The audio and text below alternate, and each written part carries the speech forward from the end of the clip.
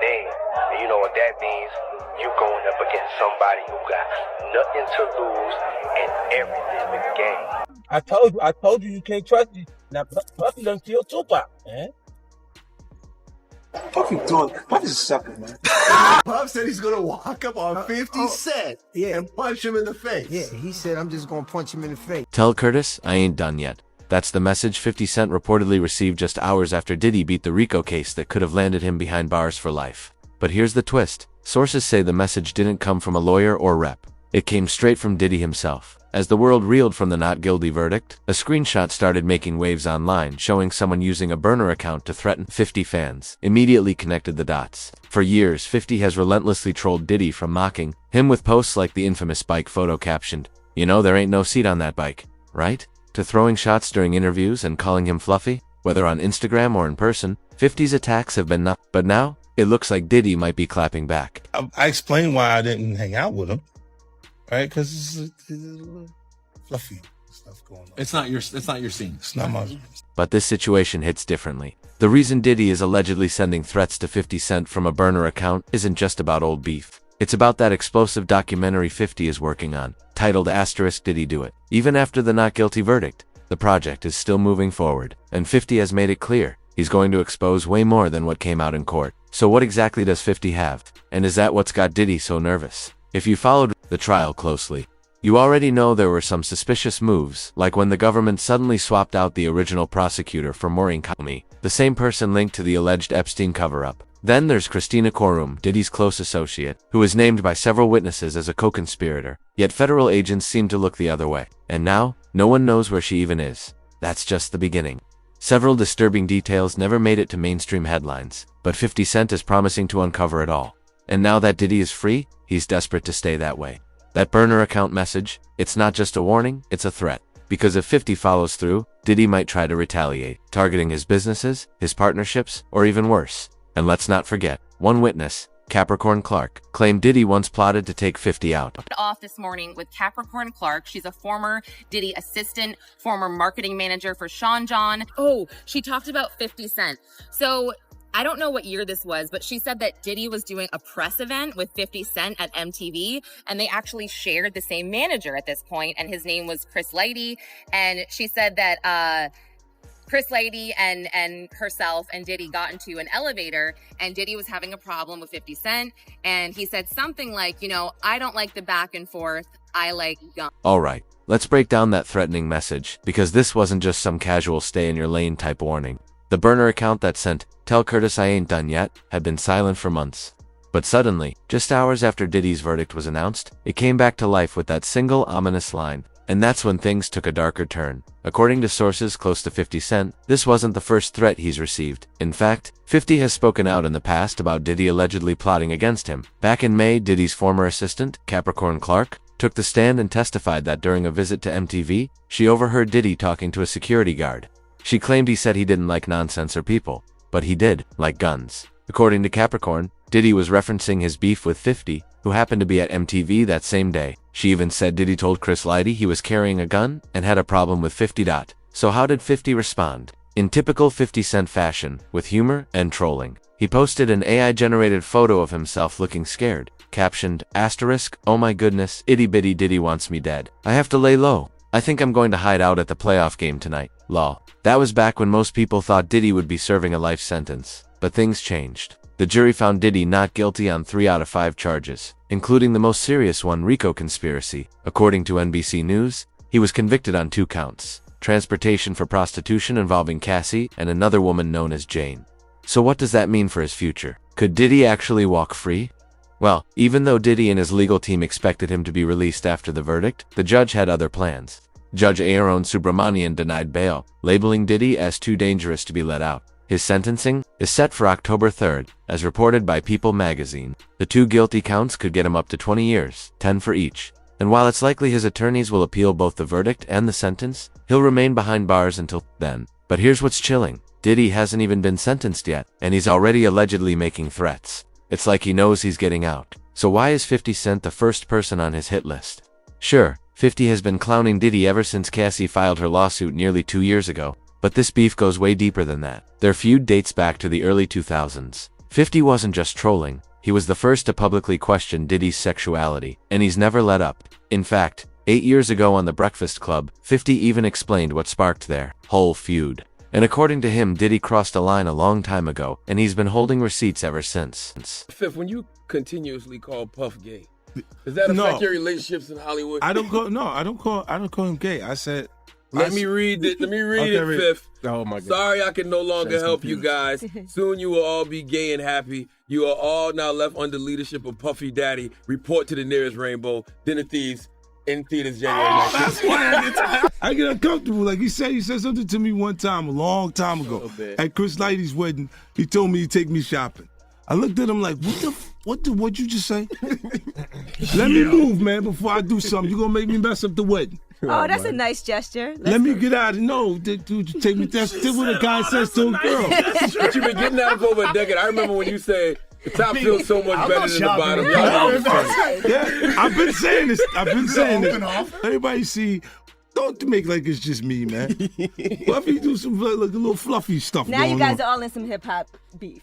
These jokes are exactly why Diddy allegedly wants to retaliate against 50 Cent. Sure, he could have made a move years ago, but this time, the stakes are much higher, and it all connects to 50's upcoming documentary. Did he do it? Why? Because it was just revealed that 50 is taking the project in a much deeper and more dangerous direction. In an interview with Variety, 50 confirmed that his docuseries will no longer just highlight headlines or viral clips. It's now being shaped as a multi-decade investigation into the people behind Diddy and the power structures that protected him. Origine Diddy Do It was expected to focus on Diddy's wild behavior, especially the infamous freak-off parties involving other celebrities. But after Diddy managed to beat the RICO charge, the tone of the documentary has shifted, and it's starting to look more like an expose on hidden power, secrecy, and alleged corruption. Just recently, a leaked clip allegedly from the doc surfaced online, showing a disturbing scene at what appears to be Diddy's mansion. Think masked guests, deer antlers, ritualistic energy, straight out of Eyes Wide Shut. The vibe is no longer just scandalous, it's downright sinister. Be exposed. I mean, when I walk in, I definitely take pride in being the originator of the preparation of the sex. Little things that I personally like. A lot of ladies, they just, so you have, if you don't have what they need, they're gonna leave. Right. Gotta keep them there. Right. You need locks on the doors. P. Diddy be wanting the body. And you gotta tell him no. You got to tell him no. All of these big deviants is all catching hell in 2024. It's up for all of them. It don't matter if you Diddy or whoever you is. And if that leaked footage is real, 50 Cent's documentary is about to uncover a much darker layer to this story, one that the public has barely scratched the surface of. But it gets even more disturbing. Insiders connected to the production say 50 is now focusing on the parts of the Diddy saga that were completely ignored during the trial. He's not just covering the parties or the scandals, he's aiming to address the biggest elephant in the room, the theory that Diddy may have been operating as a government asset all along, and that the trial itself was just a stage distraction. It sounds wild, but there have been whispers for years. In fact, Kanye West once famously accused Diddy of being a Fed. At the time, most people brushed it off as a conspiracy-fueled rant, but now, 50 perceptively believes he's uncovered something that could back that claim up. If true, it could change everything, not just about Diddy's case, but about who's really pulling the strings behind some of hip-hop's biggest controversies. Daddy, whoever, none of these, all you fake hard niggas. Hold on. Okay. All you fake hard, you know what I'm saying? I don't get because you can't shoot nobody anyway, and the reason why you got talk is because you did a deal, you fed. You know what I'm saying? That's why you gotta come at me, because part of the deal for you to be able to do all that and get out of jail is that you promise that you're gonna go pull my coat. So how exactly does 50 Cent plan to prove that Diddy may have been acting as a federal asset? One major angle he's pursuing in his docuseries is the mysterious figure of Christina Coram, Diddy's longtime associate and alleged madam.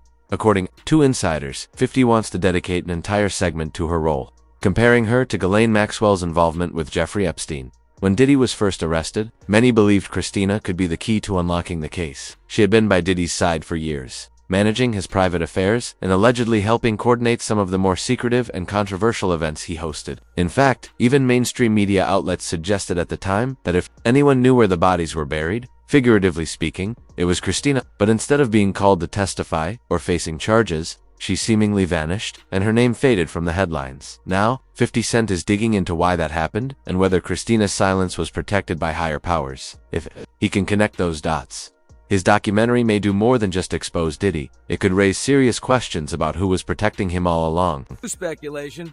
A woman at the center of Sean's orbit and business empire could potentially hold the key to the prosecution. She is Christina Corum, seen here with Diddy in Florida in November after he settled his case with ex-girlfriend Cassie Ventura. Diddy posted this photo of her to Facebook saying, "Christina, a.k.a. KK, keeps everything in my life and my business running. She's my right hand."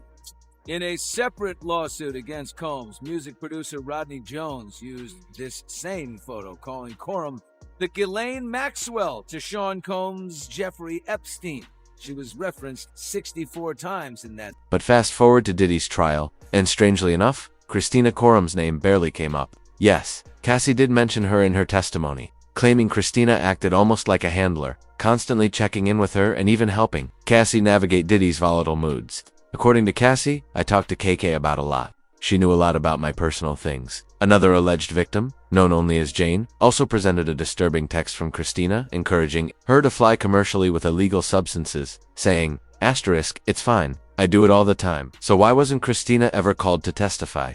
That's the question everyone is asking, especially since CNN previously reported that prosecutors had referred to Christina as one of Diddy's co-conspirators. But as the trial progressed, her name vanished from the courtroom altogether. This is where things get suspicious, because if she truly was a co-conspirator, her testimony could have strengthened the prosecution's RICO case. The fact that she wasn't called to the stand has left a lot of people wondering whether something or someone was protecting her. This is exactly why 50 Cent is now turning the spotlight on Christina in his documentary, and fans are already speculating that her absence may have cost the prosecutors their case, or worse, that her silence was part of a much bigger cover-up. One user on X put it bluntly, * people think the Diddy saga is over, but it's not. This was deep state involvement to cover things up. There's more coming. They also pointed out that the prosecution team brought in Maran Kami just before the trial, and many believe that is a no coincidence. So who is Maran Kami? She's the federal prosecutor who stepped in after Damian Williams, who had been leading the Diddy case from day one, suddenly resigned on November 25, 2024, just weeks after Diddy's arrest.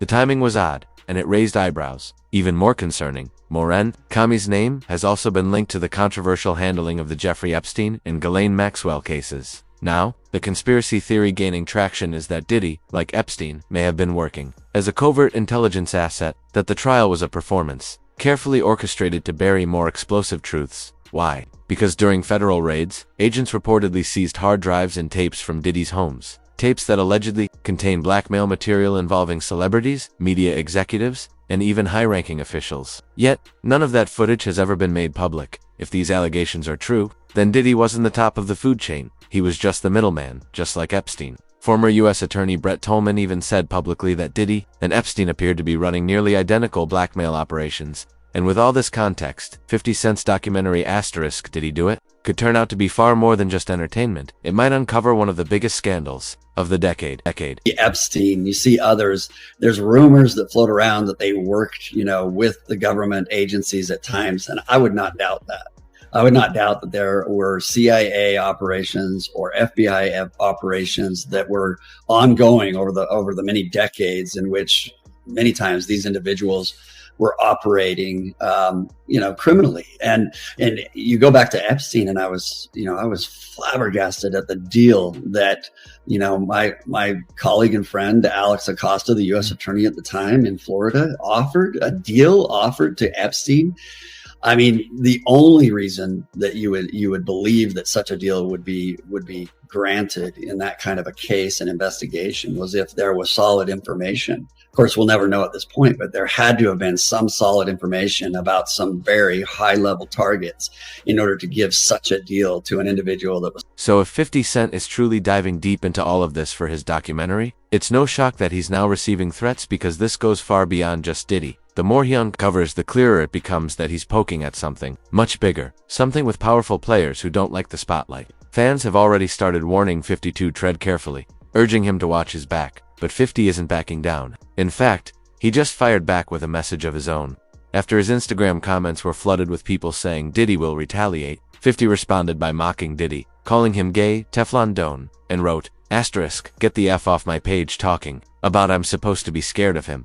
He's making it crystal clear he's not intimidated. But here's the thing, the people 50 is exposing aren't just powerful, they play a different game. One where the rules don't apply, and enemies aren't easily forgotten. This isn't just about petty feuds or trolling anymore. If what 50 is saying is true, he's stepping into territory where the stakes are higher than ever, and the consequences could be deadly.